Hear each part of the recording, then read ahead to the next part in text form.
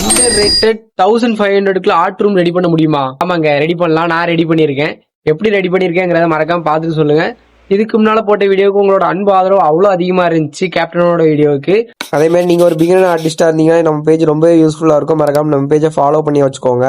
Let's make over our messy room to an art studio. ஃபர்ஸ்டே நம்ம room ரொம்பவே அழுக்கா இருந்துச்சு. அது எல்லாமே நம்ம க்ளீன் பண்ணியாச்சு.